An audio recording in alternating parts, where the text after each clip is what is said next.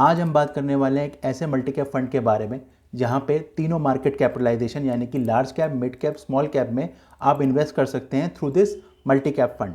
सो presenting Union multi cap scheme, ये एक NFO है जो कि यूनियन म्यूचुअल फंड लेके आया है अपनी सीरीज ऑफ स्कीम्स में, जो कि उनकी स्कीम्स ऑफ कैटेगरी में अभी तक शामिल नहीं था।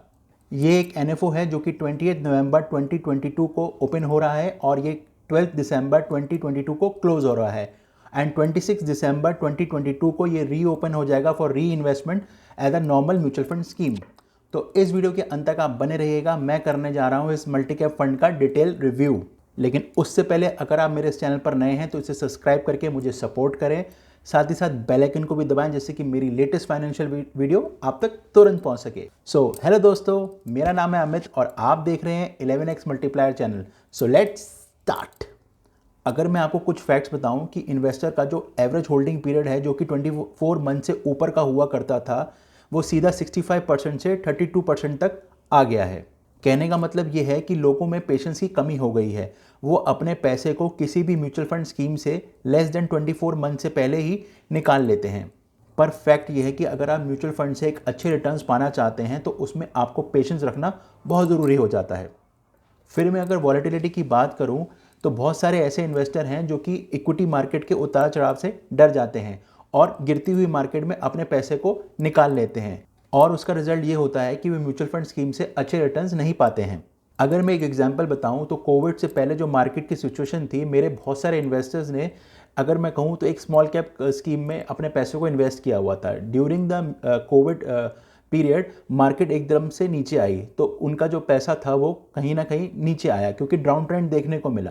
उसमें वो इन्वेस्टर्स घबरा गए और उन्होंने अपना सारा पैसा निकाल लिया। बट जो कुछ इन्वेस्टर जो समझदार थे उन्होंने उस टाइम पे एंट्री ली और आज की डेट में उनका सेम फंड 2 से 3 गुना रिटर्न्स दे रहा है। तो वही स्कीम्स उन इन्वेस्टर्स के लिए जिन्होंने गिरती हुई मार्केट में पैसा निकाल लिया था, उनके लिए वो स्कीम्स हो गई बुरी, और जिन्होंने इन्वेस्ट किया था उस मार्केट में उनके लिए वही सेम स्कीम हो गई अच्छी।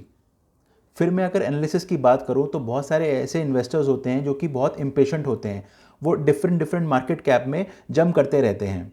बट फैक्ट ये है कि different market cap different period में ही आउट परफॉर्म करती है, हर टाइम हर मार्केट आउट परफॉर्म नहीं करती है। अगर मैं एक एग्जांपल से समझाऊं, सपोज आज मिड कैप मार्केट अगर अच्छा परफॉर्म कर रही है तो इसका मतलब ये नहीं है कि आने वाले टाइम पे मिड कैप मार्केट जो है वो आउट परफॉर्म करेगी ही करेगी। अगर आज की डेट में लार्ज और स्मॉल कैप परफॉर्म नहीं कर रहे हैं तो आने वाले टाइम पे मिड डाउन हो सकता है और लार्ज और small cap market out perform कर सकती है। बट इस चीज़ को समझना बहुत ज़रूरी है और इम्पेशेंटली हमें हर मार्केट कैप में जंप नहीं करना चाहिए। उसका रिजल्ट ये होता है कि हम अच्छे रिटर्न से दूर हो जाते हैं। अगर मैं इन्वेस्टर चेज ट्रेंड की बात करूं तो बहुत सारे ऐसे इन्वेस्टर होते हैं जो इन आउट होते रहते हैं।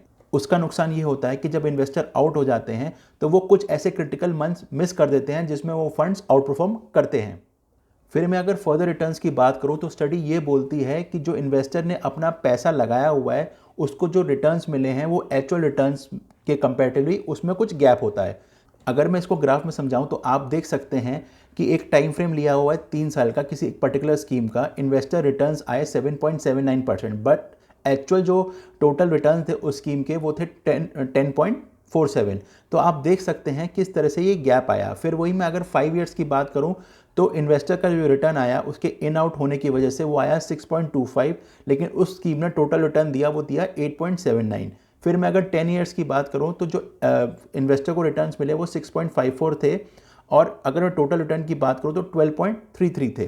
तो अगर कोई कंसिस्टेंट इन्वेस्टर होता तो उसको 12.33% का रिटर्न मिलता, बट उसके इन आउट होने की वजह से उसको ये रिटर्न्स नहीं मिल पाए। सो अगर मैं डिफरेंट इक्विटी कैटेगरी की बात करूं तो investor returns end fund returns सब में कहीं ना कहीं हमें गैप देखने को मिलता है। तो इस चीज़ को ओवरकम करने के लिए हमें जो फोकस करना चाहिए वो होना चाहिए कि हमें अपनी स्मॉल होल्डिंग्स में इन्वेस्टमेंट करना चाहिए, लेकिन डाइवर्सिफाइड कैटेगरी में। So presenting Union multi cap fund जो कि डिसिप्लिन तरीके से large cap, mid cap and small cap में अपना एलोकेशन करता है आपके इन्वेस्टमेंट्स का, क्योंकि आप जानते हैं कि mid and small cap category बहुत ज़्यादा वॉलेटाइल होती है जिनका एम होता है हायर पोटेंशियल ग्रोथ रिटर्न देना। बट वेयर एज जो लार्ज कैप कैटेगरी होती है वो ज़्यादा स्टेबल होती है और लेस वॉलेटाइल होती है। सो अगर किसी फंड में इन तीनों का मिक्सचर है यानी कि large, mid and small cap का, तो ये fund as compared to flexi cap fund, या अगर हम कहें कि एक पर्टिकुलर कैप का फंड उससे ज़्यादा ही परफॉर्म करेगा, एक रिस्क को लेके एक हायर रिटर्न ग्रोथ आपको देगा ही देगा। मैं अगर डिसिप्लिन अप्रोच की बात करूं तो निफ्टी 500 50 25 टीआरआई ने आउट परफॉर्म किया है as compared to Nifty 500 TRI के कंपेरेटिवली। फिर मैं मल्टी कैप फंड की पोजीशनिंग की बात करूं तो probability of returns versus probability of risk के ग्राफ में मल्टी कैप फंड जो है वो फ्लेक्सी कैप फंड से रिस्क के साथ साथ ज़्यादा रिटर्न भी देता है। अब मैं इस फंड की अगर एसेट एलोकेशन की बात करूं तो इसका जो एसेट एलोकेशन है वो equity and equity related instrument में होगा, जो कि large cap, mid cap and small cap में होगा। मिनिमम 25% से लेकर मैक्सिमम 50% तक होगा, एंड रिमेनिंग जो 25% है वो डेट एंड मनी मार्केट में इन्वेस्टमेंट होगा 0 to 25% का।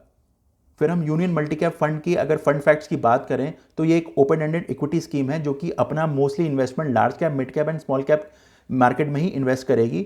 साथ ही साथ अगर मैं इसके को फाउंडर मैनेजर की बात करूं तो विनय पहाड़िया हैं, जो कि इनके CIO हैं यानी कि चीफ इन्वेस्टमेंट ऑफिसर हैं, और इनके जो फंड मैनेजर हैं वो हैं संजय बम्बलेकर, जो कि इनका इक्विटी हैंडल करेंगे।